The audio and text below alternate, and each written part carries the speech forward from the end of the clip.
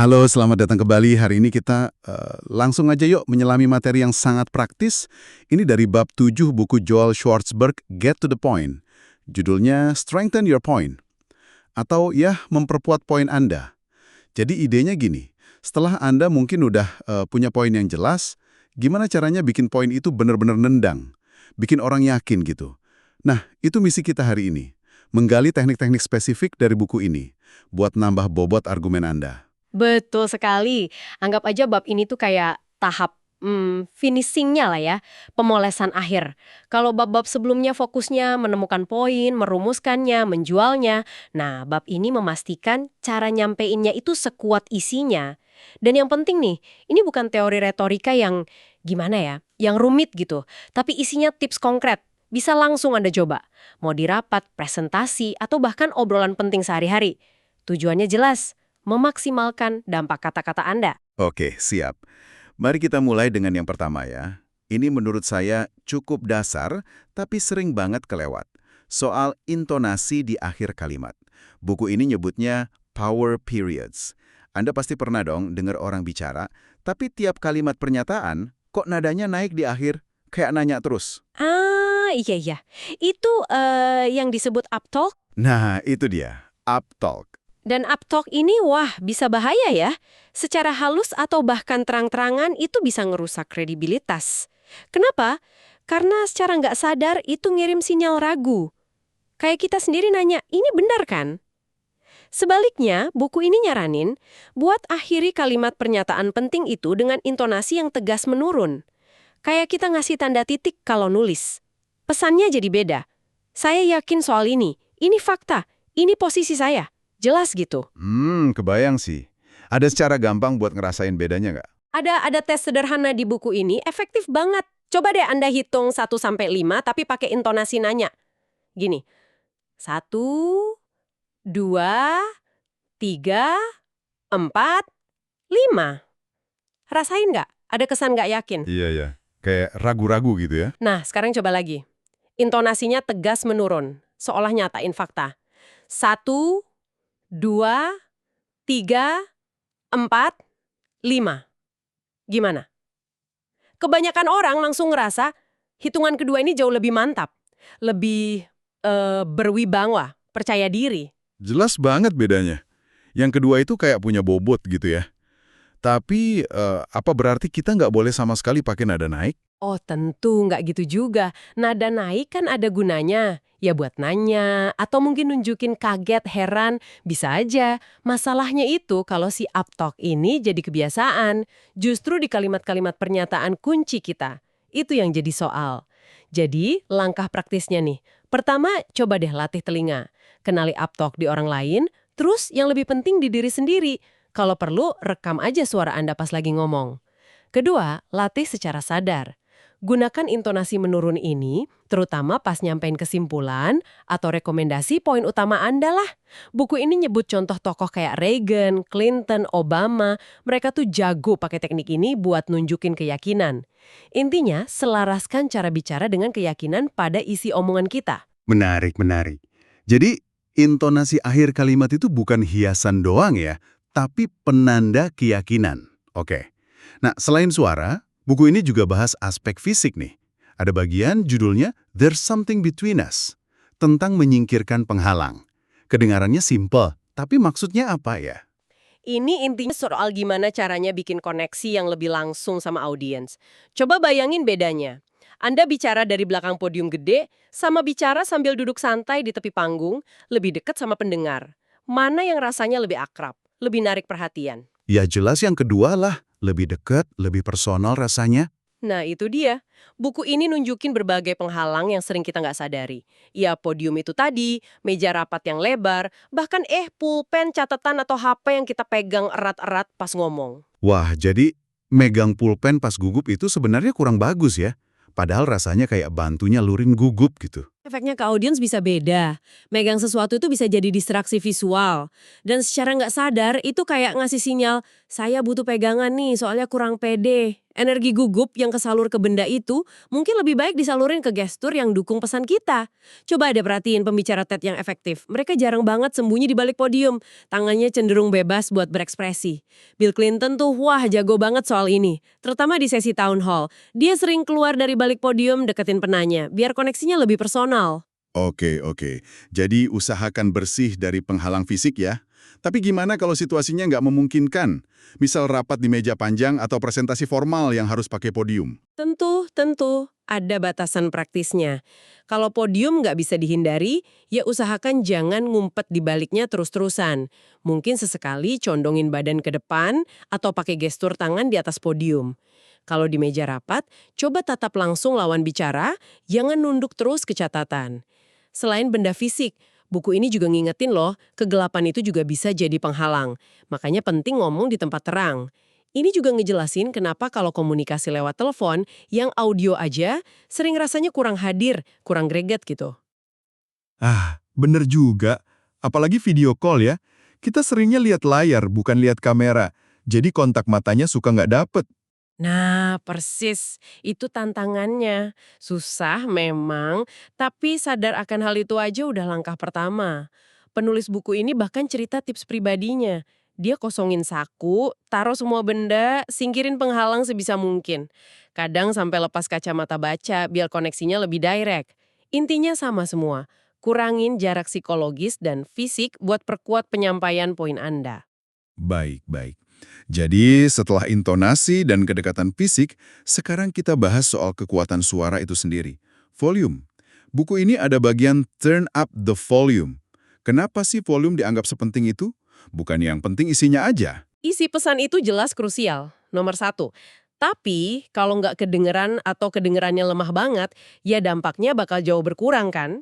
Menaikkan volume ini bukan berarti teriak ya, tapi mastiin suara kita kedengeran jelas sama semua orang itu ternyata banyak manfaatnya loh.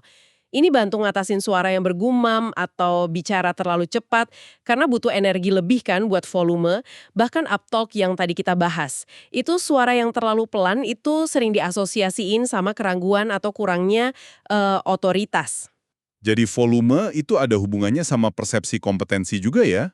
Banget, sangat terkait. Suara yang cukup keras dan jelas itu cenderung diproyeksikan sebagai tanda kekuatan, pede, kompetensi.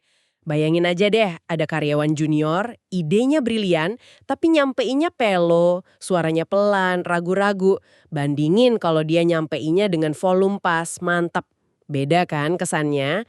Ini juga saran yang lebih konkret daripada nasihat abstrak kayak tunjukkan kepemimpinan. Saran, coba deh ngomong sedikit lebih keras biar idemu kedengaran jelas, itu kan lebih gampang dilakuin.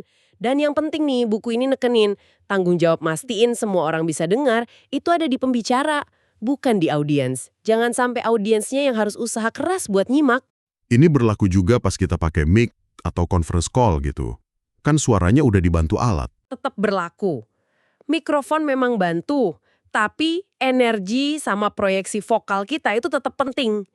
Volume yang cukup itu nunjukin kita serius, kita hargai perhatian audiens, dan kita yakin sama apa yang kita omongin. Jangan jadi orang bersuara pelan yang bikin orang lain tegang karena takut kelemahan info penting. Nah, ini nyambung ke topik yang agak sensitif nih, yang disinggung juga di buku ini. Soal tantangan spesifik gender terkait volume. Ada kekhawatiran, terutama di kalangan perempuan, kalau naikin volume, nanti dianggap terlalu keras, agresif, atau nyaring gitu. Gimana buku ini nyikapinnya? Buku ini ngakuin kok adanya bias gender itu fakta sosial nggak bisa kita abaikan gitu aja. Tapi ada temuan menarik dari workshop penulisnya. Jadi pas partisipan perempuan diminta buat bicara sangat keras, bahkan lebih keras dari zona nyaman mereka, ternyata persepsi mayoritas audiens, termasuk laki-laki, itu bukan agresif atau nyaring. Justru mereka dinilai sebagai kuat, percaya diri, dan asertif. Ini nunjukin bahwa ketakutan akan persepsi negatif itu mungkin sedikit berlebihan atau nggak se-universal yang kita bayangin. Tapi risiko dicap negatif itu tetap ada dong, ya kan? Gimana ngatasinnya? Strategi yang disaranin buku ini cukup menarik sih. Fokuslah pada penyampaian poin afirmatif. Maksudnya, sampaikan gagasan, usulan, atau argumen Anda secara positif, konstruktif. bukan dengan nada nyerang, defensif, atau ngeluh. Ketika fokusnya ke substansi gagasan yang kuat, cara nyampein yang volumenya cukup itu cenderung bakal diterima sebagai penegas keyakinan, bukan agresi. Tentu, bias itu nyata. Tapi nungguin bias hilang dulu baru berani ngomong lantang, kayaknya bukan strategi terbaik ya. Jadi, kekuatan pesan positif itu bisa bantu netralin potensi bias terhadap volume gitu ya? Bisa jadi salah satu faktornya. Buku ini juga ngingetin contoh-contoh pembicara perempuan yang kuat banget dan inspiratif, yang justru pakai volume sebagai aset. Kayak Michelle Obama pas konvensi Demokrat 2016, Meryl Streep di Golden Globes 2017, atau Viola Davis di Oscar 2017. Mereka nunjukin kalau kekuatan vokal itu bisa efektif banget. Saran utamanya sih, jangan biarin bias yang nggak adil itu ngehalangin Anda buat nyampein poin penting Anda dengan kekuatan yang layak. Fokus aja ke tugas utama. Bikin poin Anda didengar. Oke. Jadi volume penting buat semua.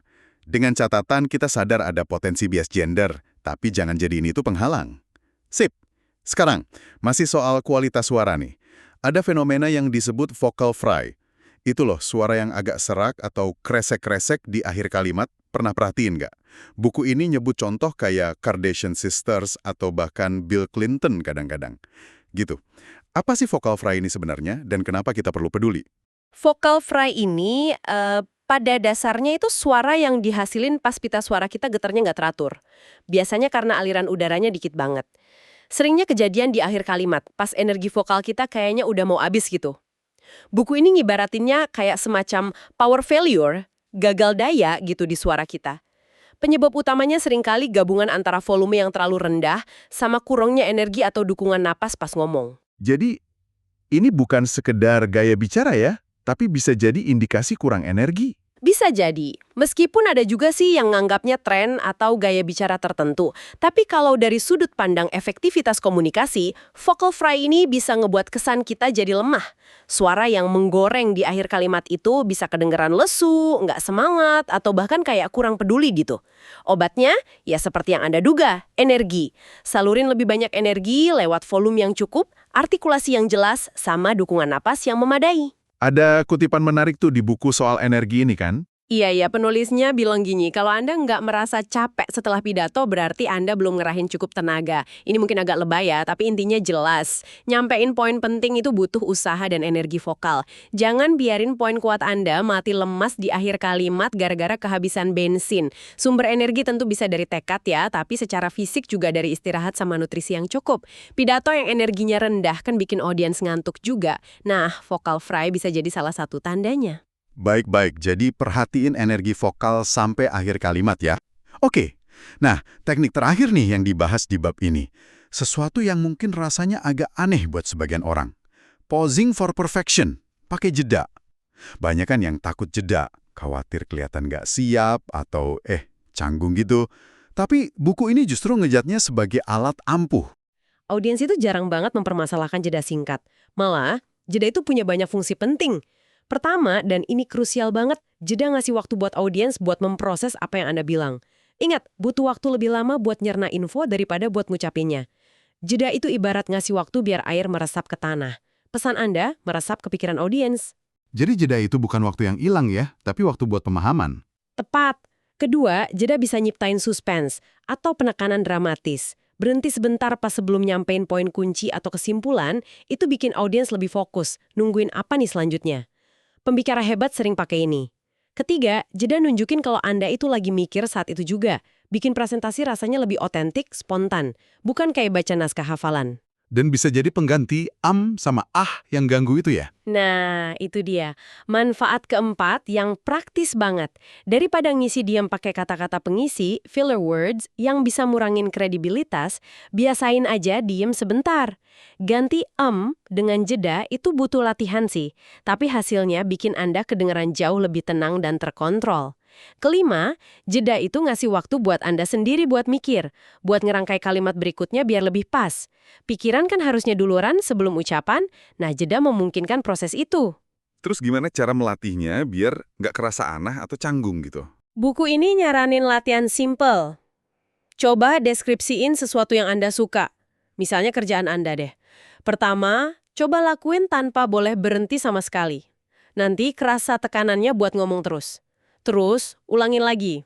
Tapi kali ini, kasih izin penuh buat diri sendiri berhenti sejenak kapan aja Anda butuh waktu nyari kata yang pas atau ngatur nafas.